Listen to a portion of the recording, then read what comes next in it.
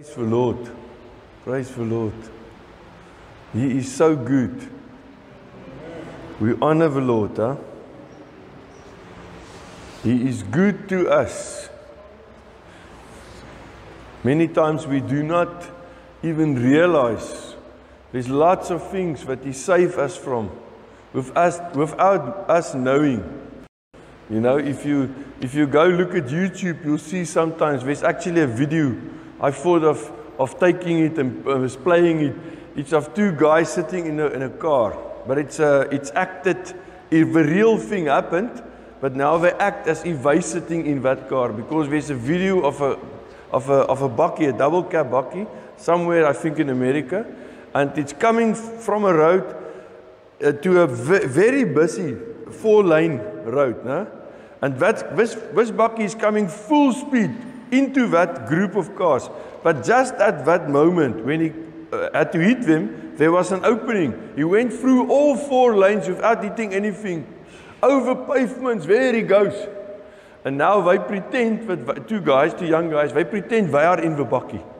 And the one guy is saying, this is how it is with a Christian on his way to a worship meeting. The driver now. And the driver is going with, I praise Jesus, and he's going like this, and the music is hard, and the vehicle, and they're going through this, and he's not scared of anything. So that was actually wonderful if you look it, you know, watch it. But anyway, but he says, that is the same. When you're with a Christian, a real Christian, on his way to a worship service, he's not scared. He's on his way. No, he's not. But anyway, praise the Lord. But I'm not saying you guys must drive like that, all right? So I immediately put a disclaimer on that one. Yeah. Yeah. Otherwise, you tell the magistrate, Your Honor, it was the pastor who said we must drive like. And I don't know if my insurance will help me then. I don't know. Yeah, I'm not sure. Although I'm covered by AfriForum also for if someone take me to court. Né? Yeah. I pay a little amount every month. If someone for some reason takes me to court, they'll give me lawyers. Okay. Praise the Lord. But Sally will say yes. With jokes like that, I can understand. You need that protection. Last week, our theme was the God of hope. And our main verse was Romans 15, verse 13. And it says there that may the God of hope fill you with all joy and peace in believing, so that you may abound in hope by the power of the Holy Spirit. So that you may abound in hope. Filled with all joy and peace in believing. To believe is actually the same thing than to hope. Because if you tell me I'm a believer, but you've got no hope, you can't see anything positive around you, and you say I'm hopeless. Well, I've got news for you. If you're hopeless, you are also faithless. Because if you've got faith and you believe, then you believe and trust the Lord, and He is the God of hope. I mean, if you believe in the God of hope, you must receive His hope. Doesn't matter how things happen around you. But after we preached last Sunday about it, the question is, how many of us went this week full of hope? We never wondered, we never worried. Nothing, not even the news can worry us. And I'm not going to let you raise your hands. But no, we are living in very interesting, difficult times. No? We are living in times where you really do not have to search for something to worry about. There's so much. Huh? That's even without the news from Israel, of all the things the enemy is doing there, in Syria, everywhere. You can just look at our news, and then you get enough to worry about. But you see, we must realize that we must trust in the Lord. The news is not supposed to move us. Yes, if you see the news, if you hear what's happening, why do you actually then look at the news? Because it gives you prayer points for the country. You understand? Because our country is full of nonsense. Our leaders make laws that they do not want to they're not planning on doing what the law says. But the problem is there might be someone. There might be one day an active guy, and he might take the laws up. So the laws is not just in the air, they are still on paper. So there's so much to worry about in this world. But then we must tell ourselves, doesn't matter what happened, doesn't matter what we see, doesn't matter what we think of, what trouble it is. We must realize our God is the God of hope. It means that he do not only believe in hope. No, he do not try to represent hope. He's hope. The same way that he's love. I mean, he loves us. He loves us. And you will say, speak for yourself. But just take me as an example. He loves us. He loves us despite us. And in the same way, he wants to give us his hope. He wants to give us his hope. And we must just take it. Despite all the trouble and all the nonsense and stuff that I saw on Telegram, the other day I sent a message to a brother that I've not spoken to for quite a while. And without thinking twice, I watched up in the next message. I actually copied it and emailed it to myself and put it in a sermon. That message from WhatsApp. And I told him, I praise the Lord with you for the awesome privilege of everlasting life. John 17:3 says, Jesus says, this is everlasting life, that they know you and him you have sent, to know the Father, to know Jesus. That is the beginning of everlasting life. It's not coming somewhere there. It's already with us. We're busy with everlasting life. So I told him, I praise the Lord with you for the awesome privilege of everlasting life, knowing Father and Lord Jesus through Holy Spirit within us. Within us. We praise him for his total forgiveness, for provision, for healing, for wholeness, for hope and love in us. Praise his name. But where do this come from? Despite everything I heard. It's not because I'm so whatever smart, whatever. No, we are worshiping, we are loving, we are knowing the God of hope. Doesn't matter what happened, this must be our witness. Do you understand? If he phoned me then and told me, but did nothing bad happen in your life, you've got no problems or whatever, I will ask him, the first thing I'll ask him, how much money you got? But you understand, you've got problems, we've got problems. But it doesn't matter what is our problem. The main thing is the main one. We are not only worshiping, following because we're scared. We are worshiping, following because we love the God of love and hope. He is the answer for everything in our lives. We cannot allow anything to take us from this path of hoping in him, trusting in him, focusing upon him. Because you see, in Matthew 13, Jesus is saying actually, and there's many people, maybe I must put it this way, there's many people that say that they're children of the Lord, and we must qualify it, that do not really know the Lord. They've never given their hearts to the Lord. They maybe grew up in a church or in a house that sometimes went to church. We joke like Trump says he goes on Christmas and Easter, but but he's not the pastor. He's a president. He must be tough. So we just pray for him. We just pray for him. The Lord will use him. As he used Cyrus, he can use him. But there's many people who we think who are part of what is, if I say there's so percentage of Christians here and so much percentage. No, many times it's not close to the percentage of real children of God. And me and Samuel was watching Jack Heaps. He's a wonderful pastor in America. And you've got a huge church, part of Calvary Church, no? And he said, the other night, I said, there's many people in Calvary that do not know, what's not going to be in heaven. Because they say they're part of a church. They come sometimes. But they don't know the Lord, you know. They do not have a relationship with Him. They never committed their lives to Him and have a relationship with Him. And the bad thing is we must say, for these people, there's really no hope. That is why it's so important that we must witness. We must come over ourselves. And we must take Jesus' hope up. And we must share it with people. Because Matthew 13:49 and 50, Jesus said, He said, so it will be at the end of the age. The angels will come forth, separate the wicked from among the just, and cast them into the furnace of fire.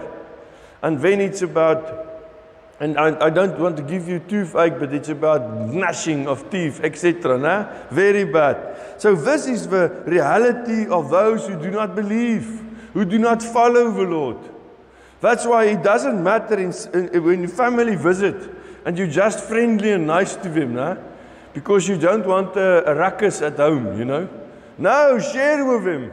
If they're mad, it's all right. They will get over it, or they don't get over it. Doesn't matter. You are friendly, loving each other, and they go to hell and you go to heaven. That's not God's will, no? So we must confront people. Yes, with love. 1 Peter says it's so beautiful. I think at 1 Peter 3, it's always with respect and love. You must be able to witness about the hope in you. Nah? And that is what we must do. We must do that. But you see, for us who believe in Jesus as our Lord and our Savior, our reality of eternity is that we are the most essential part of a kingdom. Not the animals and the trees and all the beautiful nature. We are the focus point of God's kingdom.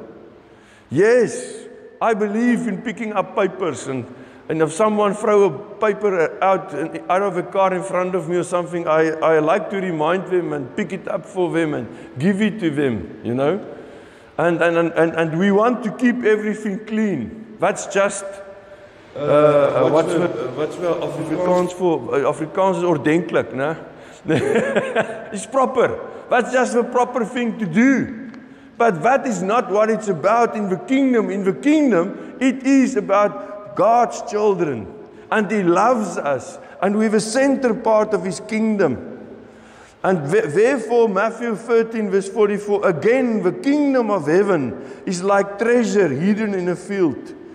We've used this a while ago also. Again, the kingdom of heaven is like treasure hidden in a field, which a man found and hid, and for joy over it, he goes and sells all that he has, and buys that field, because he's after this treasure. Nah? He found this treasure. He wants this treasure. Now I'm telling you today, we are the treasure in the field. We are the treasure in the field. Yes, I know you can take this from another side, nah? But the kingdom of God is for us the treasure. So we will pay everything. But for God loved us so much, but He left everything. He sold everything so that He can buy. He gave His own Son so that He can buy the field and get the treasure. You understand? We are the treasure of His kingdom. Because God's love for us is based on real value, not on pity. He's not loving us because He feels sorry for us. You know, that's not love, to just feel sorry for us. He's not loving us because He feels sorry for us. No. In the incarnation, Jesus Christ become flesh. No? He found the treasure where it was hidden all along, in earthen vessels. He found the treasure in earthen vessels. that easily break. We come broke into life. And all the time we also found out we are actually treasure. As broke as we think we are now. In the earthen vessels. So no wonder he sold all he had and bought this entire field. This is how good God is. This is how absolutely good that his thinking, his love is so much higher than we can think of. And the field with us is all that he has. The other stuff is not necessary. God has no interest in the rest of the universe but you and me. He created all of us for us. Not for the rhinoceros, no? No. We worried when we've got one thorn in the flesh. He's got two on his nose. You know? A rhinoceros. No, it's not about this. It's about us. We must get it. We must get it. God's interest is in us. We do not, so we must tell each other, we do not end up with Christ. We are in Him to begin with. You understand? We're in Christ to begin with. He is in us, the treasure of all treasure. Ephesians 1:4 says, even before, we used this verse so many times, but it's literally always it's the best stick to hit the enemy with. It's even before He made the world, God loved us and chose us in Christ to be holy and without fault in His eyes. So even before He created the earth, God already knew about us. He knew who will be His real children already. 2 Corinthians 4:6 actually we're speaking about creation now. Because it says, for it is the God who commanded light to shine out of darkness. Nah? He said, let there be light. Nah? Genesis 1. It is the God who commanded light to shine out of darkness, who have shown in our hearts to give a light of a knowledge of the glory of God in the face of Jesus Christ. It is the Creator who already wanted to shine His light into us, in the glory, in the absolute present, manifested presence, face to face with Jesus Christ. He placed Jesus within us. Verse 7, but we have this treasure in earthen vessels, that the excellence of the power may be of God and not of us. We have this in us. We have this absolute power, the power of the Lord, the treasure of the Lord, the love of the Lord, the hope of the Lord. We've got it in us. We've got it. You see, the glorious Jesus made home in us. He made His home in us so that we can be carriers of His glory. Jesus did not just want to be with us and it's wonderful, it's awesome, but He wants His glory to be in us. That is why He came and He stayed in us through Holy Spirit. And He wants us to because what is His glory? His glory is literally His manifested presence. And He wants us to, with His glory, change the world around us. Not only within, but around us. That's why my biggest motivation for standing in front of you and telling you this is that I believe, I want you to realize with me and to believe with me the enormous treasure that we've got inside us. I want you to grab it. Yeshua, Jesus, is in us. He is for us, He's with us. And He do not just want us to now be happy, and yes, now we're good, we're full of hope, we're going to survive. No, He wants us to share with. And yes, like I always say, the first person you evangelize to every day is yourself. Now, from the morning that you stand up and you look yourself, not one of us is, Samuel is now preschool here in this church now, but not We all know when you stand up, I don't know any one of us stand up and we run, full speed to the bathroom, full speed to the kitchen. No, it's quite it's a walk, you know. I don't want to pretend we walk, you know. I don't want to step on the dark. But anyway, so we walk, but in this walk we know the presence of God, the glory of God is in a broken vessel. But because the glory of God is within, I can trust the Lord for this vessel. Me and Samuel watching, and I don't know if he's going to preach over it, but I'm anyway going to tell you many times it will come. Because Rick Renner said, we're watching a sermon of Rick Renner, and he said that your best years, the most productive years, for the most productive people in the world is between 60 and 80. Between 60 and 80. He says people who go on pension when they're 60 or 65, it's the biggest fault the world make.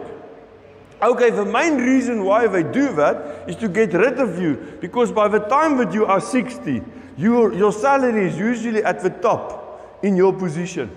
You understand? With all the increases and stuff. It's not the same when you're a pastor, but any other people know. But I'm not moaning, I'm just joking. But the thing is, your salary is usually then at its top. So we want to get rid of you, so that someone else that's getting less money than you can do your work, and some young one who get a little stipend of what you did and come into the company. You understand? But it's your biggest fault. He says in the first 30 years in your life, you learn. Your first 30 years, you learn. Your next 30 years till 60, you do. And the last 30 years, you impart. You can teach others because you know everything. It's not just because you're older and you're not scared of it, you know. No, you know better. Even when someone comes into the building shouting and fighting, the young guys will jump up and pick out their knives and will fight them, no? But we will not do that. We will stand up and we will say, what is your problem, sir? You understand, there's wisdom. The older now you must know where I came from, no? But anyway, so there's wisdom. You've got wisdom in everything. So your best years is still to come. So even to these broken vessels, we can say, listen, broken vessel, you are whole. Because why? I'm taking the wholeness of God. I'm taking His wholeness. This body must carry this perfect spirit that God placed in me and made my spirit perfect. This body must carry perfectness. This body must carry the glory of the Lord. That's why we say, body, you strong. Yes, one day I pray and declare that we will be like not Copeland, Kenneth Hagin. Kenneth Hagin. He was something like 95. And he still preached Sunday. And when those guys, you know, when they preach, it's nothing less than an hour and a half. But anyway, so he preached the Sunday, hour or what. And the Monday morning he was sitting on the porch and he told his daughter, I'm going today. And she told, no. She said, you want tea? He said, yes. When she came back, he just sat there, dead. But he worked till that day. You understand? He worked till that day. He was still active. Actually, not important information, but the 100 biggest churches in America, the top leader of 100 biggest churches in America, the average of a age, 71. Not young oaks, 71. Vywe young oaks, the Caleb's. You know, but because why? They've got wisdom. They've learned, they did, and now they are teaching others. So this is for us, it's very important. You see, there's nothing wrong. We must tell each other, there's nothing wrong with your design or your salvation. Jesus in you, His glory in you, is who you are destined to be. From the beginning, we were destined to our glory carriers of God. Carriers of the glory and the goodness and the wholeness and the health and the wisdom of God. Not even speaking about the love of God. We are carriers of His glory. That is our destiny. And for that, we must pray for each other to be bold. For that, we must live boldly. We must live boldly from the certainty of our completeness in Christ. We are complete in Him. We do not have to wish for anything else, dream about anything else, especially not the lotto. Nah. That is robbery of the poor. Totally, nah. But anyway, we must. I saw the other day a thing that someone said about, because in countries specifically, I'm not going to go on that, but let's just say that. They say that if you, it's silly, how can your God ask for a tenth, you know? How can you ask for a tenth, for a tithe, you know? Unbelievers ask that. How can you ask for a tithe? They say it's robbery of the poor. Then they must, if they want to stop that, they must stop the lotto. Because the poor is putting the money for maybe a chance, but he's going to win some money. You understand? That's robbery. And the casinos, that's robbery. People get addicted to it. I don't know of anyone who's really addicted to tithing. You know? Not many, but anyway, not many. But they get addicted to it. So that must be a law against. But anyway, you see, we must realize that we must live boldly. Boldly in our completeness in Him. Boldly. Absolutely boldly. And to be boldly means not only in Afrikaans is it vrymoedigheid. Not be willing and strong enough, you know, to say things right and to speak out, but to be courageous. To be strong, to have guts. That is part of boldness, né? The Greek word is paresia. It means to be full of courage, full of guts, to be strong. And it's with that boldness we must say, I am a carrier of the presence of God, of the glory of God. Therefore, I can witness to myself and to every person on my way, wherever I am, that my God is my provider. He's my healer. And we expect healing when we ask it. When we say, Lord, we declare now healing in this leg or wherever, then we say healing. Because Jesus already did it. Like Samuel said when he did the communion. We expect that 100%. We grab healing. We grab provision. Because the glory is within. The glory is in us. In 1 John 2:20 it says, but you have an anointing from the Holy One. The anointing of the Holy One is within. Verse 20 and verse 27 of 1 John 2. We've got His anointing. And we all know by now, Nehemiah, now that says the anointing breaks the yoke. So we must tell each other, we must tell ourselves, I am a carrier of the glory of God. I'm not just a representative. South Africa's ambassador representative is going to be sent back from America. He only went, I think, January. He's back already. But I'm not just a representative. No. I'm a carrier of heaven. Heaven invaded earth. The day when I gave my heart to the Lord, heaven invaded earth. And it come and stay inside me. And that is how I must live. That is how I must live. You see what we said in the beginning. And I want to remind you, I want us to pray this for ourselves and for each other. And I want you to pray it over other people. What I said to that brother that I watched up, I said, I praise the Lord with you for the awesome privilege of everlasting life, knowing my Father, knowing Yeshua, I'm knowing them, and yes, what I know, Lord Jesus, also through the Holy Spirit, and praise Him for His forgiveness, the fact that He forgave me of everything once. I praise Him for His provision. So because we've got the glory of God in us, we've got the anointing of God, we can declare healed, body healed. And Father, we pray that for every one of us here, that our bodies will be healed, every part of our bodies. Age, got no age on us. Amen. He's got no right. Age got no right in our bodies. We declare that. It feels like I'm preaching to children here. This is children's ministry on steroids. And now I'm not giving steroids out afterwards. No, I'm declaring, thank you, Lord, that age got no right in us. Yes, we're getting older.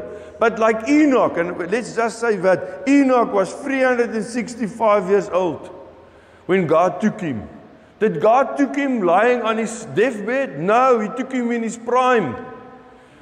His own son became 900 and something years, 960 or 80 or whatever years. So he could have went on, but no, the Lord took him in his prime. Because why? He walked with God. Enoch walked with God. So what do we tell ourselves? I walk with God. I walk with Him. I live with Him. I witness, I testify with Him. And yes, of course, when I pray, I'm not doing it on my own. I'm doing it with Him, through Him, by His power, by His anointing in me, by His glory that's resident in me 24/7. And we declare this morning, Father, we declare in Jesus' name for your provision in every part of our lives, every part of our children's lives, work, places to stay, that they will not just survive. Every one of us here, our children, our families, everyone we know in the church, Lord, they will not just survive, they will literally thrive. We declare healing over every one of us, and every person that we pray for will be healed. We declare wholeness, shalom, provision, healing, wholeness. Yes, and we declare hope and love. Father, we pray for every marriage of every person in the church. And yes, we're not only thinking of our own church, but we declare, Lord, marriages will be strong. It will be, the marriages of those who are now married will be a 100% example for the younger ones that get married. They will see the fruit of the love of the Lord in two people who become one in marriage. And we declare that in Jesus' name. Thank you, Lord. We praise you, Lord. Thank you, Lord. Thank you, Lord, that we can take your word this morning and we can honor you for giving us our Lord Jesus, Holy Spirit staying in us. He is our hope of glory, God within. And we say, thank you, Lord. Praise your name. We honor you, Lord. Thank you, Jesus. Praise and honor you. Thank you that we do not stop. No, we go on. We are carriers of your glory, of your presence, of your healing, of your provision. We will speak it with our mouths. We will reign over the works of the enemy. We will reign, Lord, by your power in Jesus' name. And we praise you for that, Father. We are safe here in South Africa. Your children are safe. We are provided for and we are safe. In Jesus' name. Thank you, Father. Honor you, Lord. Thank you, Jesus.